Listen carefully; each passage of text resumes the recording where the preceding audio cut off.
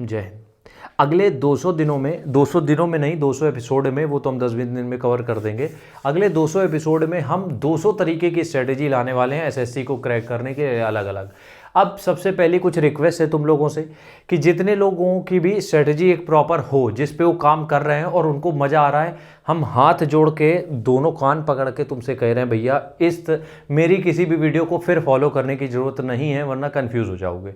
ये उनके लिए है जिनको कुछ समझ में ही नहीं आ रहा है करना क्या है, एसएससी किस कीड़े का नाम है, इसको कैसे हमें फोड़ना है, क्या करना है, कुछ नहीं पता है उनको, उनके लिए। तो अगर तुम्हारे पास एक प्रॉपर प्लानिंग है, तुम्हारे पास एक प्रॉपर स्ट्रेटजी है, हाथ जोड़ रहे हैं प्रभु, मत आना इस लाइन में, इस फील्ड में, मेरा चैनल तुम्हारे लिए नहीं है।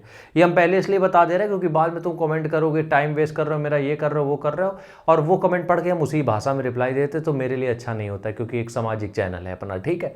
तो हम एसएससी की बात कर रहे हैं। देखो मेरे भाई बंधु, छोटे बड़े जो भी हैं, तुम सॉरी 18 से लेके 32 तक किसी भी एज में हो, सबसे पहली बात ये समझ लो, 18, कुछ पोस्ट हैं जो 30 तक ही हैं, ठीक है, 18 से लेके 32 तक किसी भी एज में हो। सबसे पहली बात, अगर एसएससी को करने आ रहे हो तो ये मत सोचो कि तुम्हारी एज क्या है। बहुत से लोग तुमने देखा होगा आईएएस 21-22 साल की उम्र में भी निकालते हैं, और कुछ लोग 30-32 साल की उम्र में भी निकालते हैं। ये टोटल डिपेंड करता है उनकी सिचुएशन पे। अब हो सकता है कुछ लोग जॉब कर रहे हो, दूसरी उनको जॉब स्विच करनी है, इसलिए वो गवर्नमेंट सेक्टर में जाना चाहते हैं। तो सबसे पहली बात, अपने मन से थॉट निकाल देना कि मेरी एज ये हो गई, अब तैयारी करें कि ना करें, बिल्कुल कर सकते हो। एसएससी में अगर एज लिमिट का कुछ ऐसा होता तो वो फिर काहे के लिए देते, इतनी एज लिमिट हो, कह देते 24 तक के लिए लेंगे बस, ठीक है। तो आज हम बात करेंगे, सबसे पहले ही अपने प्लानिंग के ऊपर बात करेंगे। प्लान नंबर हमारा 1 क्या है, ठीक है। 200 प्लानिंग के अंदर हम तरीके की स्ट्रेटजी डिस्कस करेंगे, बहुत सारी प्लानिंग डिस्कस करेंगे। और एसएससी के बाद अगला हम लोग बात करेंगे पीएससी या फिर पीसीएस के बारे में, ठीक है।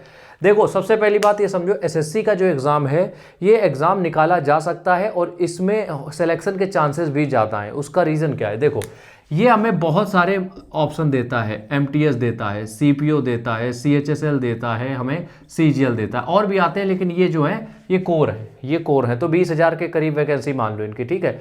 अब हम यहाँ पे बात करेंगे सबसे पहला प्लान हमारा क्या होना चाहिए। देखो सबसे पहला प्लान हम ये कह रहे हैं कि तुम टारगेट रखो सिर्फ सीजीएल को, तुम्हारी जो आंख है उसके सामने सिर्फ सीजीएल होना चाहिए बस। अब उसके पीछे रीज़न पता है क्या है, सीजीएल एक होलसम टॉपिक है, मतलब कि वो सब कुछ कवर कर लेता है जितनी भी बाकी की वैकेंसी है, ठीक है। अब सबसे पहली चीज़ तो तुम्हें क्या करने की ज़रूरत है, पहली बात तो हम ये कहेंगे, पार्ट 1 में हम यही समझेंगे। सबसे पहली चीज़ तुम्हें समझना पड़ेगा वीकर सेक्शन, मतलब कि तुम्हारा जो वीक सेक्शन है उसको समझना पड़ेगा। हम कह रहे हैं जितने लोग भी मेरा वीडियो देख रहे हो, जाओ एक कोई भी प्रीवियस ईयर पेपर 1 उठा लो या 2 उठा लो, जितने भी देखने हो, और उसको लगाते हुए तुम्हें, देखो क्वेश्चन तो तुम्हें कोई नहीं समझ में आएंगे अधिकतर, लेकिन एक चीज़ तुम्हें जरूर समझ में आ जाएगी कि हमें इनमें से किसमें सबसे ज़्यादा दिक्कत हो रही है, क्वेश्चन हमारे ऊपर से उड़ रहे हैं, ठीक है।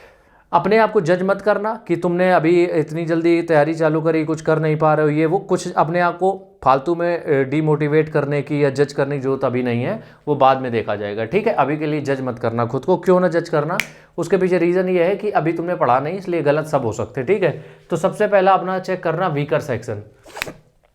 दूसरा काम, ये वीकर सेक्शन चेक कर लिया, दूसरा काम क्या करो तुम लोग, पहले तो सिलेबस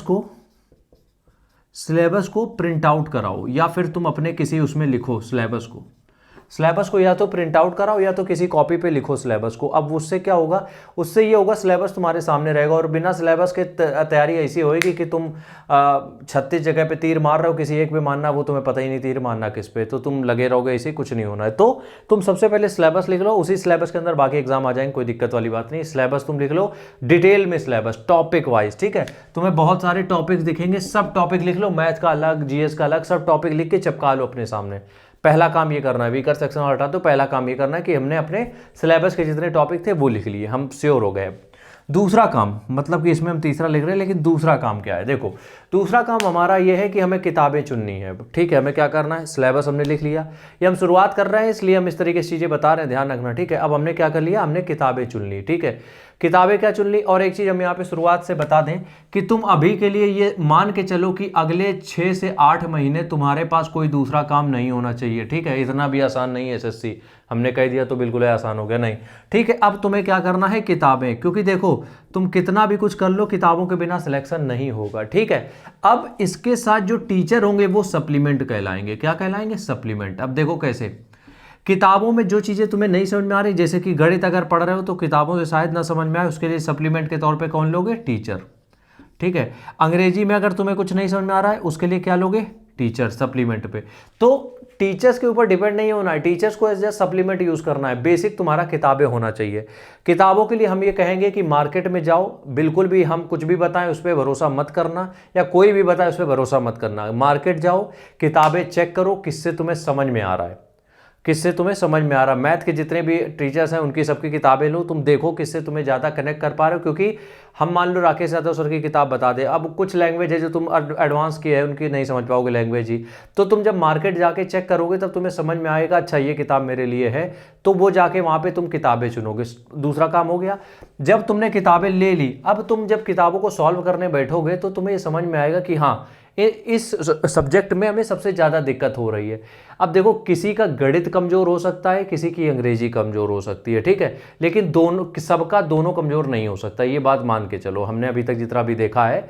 तो तुम्हें क्या करना है, गणित या अंग्रेजी में अगर तुम्हें ऐसा लग रहा है कि कोई एक सेक्शन तुम्हारा कमजोर है, मान लो एडवांस कमजोर है, या इंग्लिश में कुछ ग्रामर का कुछ कमजोर है, तो हम ये कहेंगे अगर तुम्हें 2-4-6 टॉपिक में दिक्कत आ रही है तो तुम बैच परचेज करने की जरूरत नहीं है, यूट्यूब पे तुम्हें फ्री लेक्चर मिल जाएंगे। ठीक है, यूट्यूब पे तुम्हें फ्री लेक्चर मिल जाएंगे। लेकिन अगर तुम्हें ये लग रहा है कि तुम्हें बेसिक से ही मैथ में प्रॉब्लम आ रही है, तो हम ये कहेंगे बिना समय वेस्ट करते हुए तुम किसी भी टीचर को एक कंप्लीट जो बैच आता है वो परचेज कर लो, किसी भी टीचर का कंप्लीट बैच। कंप्लीट बैच का मतलब पता है क्या होता है? कंप्लीट बैच का मतलब होता है कि जो तुम्हें पैसे लेके 1500-2000 जितना भी होगा पूरी मैथ पढ़ाएंगे। ठीक है, इंग्लिश में भी यही है। रीजनिंग जीएस के लिए कोई बैच लेने की जरूरत नहीं, उसके बारे में हम बेहतरीन स्ट्रेटेजी लाएंगे कल या परसों में। ठीक है, 2 काम ये हो गए। 3, चौथा काम ये है, अब अपना जरा टाइम टेबल बना लो। टाइम टेबल कैसा बनाओगे? टाइम टेबल को ब्रेक डाउन करो 6 महीने में। मतलब कि सिलेबस तुम्हें, ये तुम्हारे ऊपर डिपेंड करता है, हर चीज़ तुम्हें हम नहीं बता सकते, क्योंकि हर चीज़ अगर हम बताने लगेंगे तुम्हारी प्रोडक्टिविटी खत्म हो जाएगी, एग्जाम तो धरा रहा। फिर 6 महीने का टाइम जो तुमने डिसाइड किया, अब इसमें हम बस इतना बता सकते हैं, जितना भी टाइम तुम डिसाइड करते हो उसका बस 40% टाइमिंग तुम्हें सिलेबस के लिए चाहिए। जितना भी टाइम ने तुमने डिसाइड किया है उसका सिर्फ 40% ही अपने सिलेबस पे लगाना। अगर तुम पूरे का पूरा टाइम सिलेबस पे लगा रहे हो तो यकीन मानो सिलेक्शन भूल जाओ फिर। इसलिए सिर्फ 40% सिलेक्शन के लिए लगाओ, मतलब सिलेबस के लिए लगाओ, और बाकी अपना जो भी चीज़ें हैं उसके लिए लगाओ। ठीक है, अगली और आखिरी बात, कोई मॉक टेस्ट, ठीक है, कोई कंप्लीट टेस्ट, जितने भी आज प्रमोशन लोग करते रहते हैं ना, कोई भी कंप्लीट टेस्ट या कोई भी क्विज या फिर पीडीएफ, कुछ भी, किसी तरीके का कुछ भी करने की जरूरत नहीं है। कब तक? जब तक 4 महीने की पढ़ाई तुम दम भर कर नहीं लेते हो। 4 महीने की पढ़ाई में जब तक तुम दम भर नहीं कर लेते हो, मॉक टेस्ट, कंप्लीट मॉक, इन सब के चक्कर में ना रहना, वरना इसी में तुम फंसे रहोगे। ठीक है, तो इतनी चीज़ें समझ में आ गई। आज पार्ट 1 था, इतना ही डिस्कस करते हैं। और तुम्हें अब पार्ट 200 पार्ट टोटल हम बनाएंगे, जिसको कि हम ऐसा बना कर रख देंगे कि आगे के लिए भी काम आए। तो तुम्हें हम अगली वीडियो में थोड़ा और ब्रेक डाउन करके दिखाएंगे।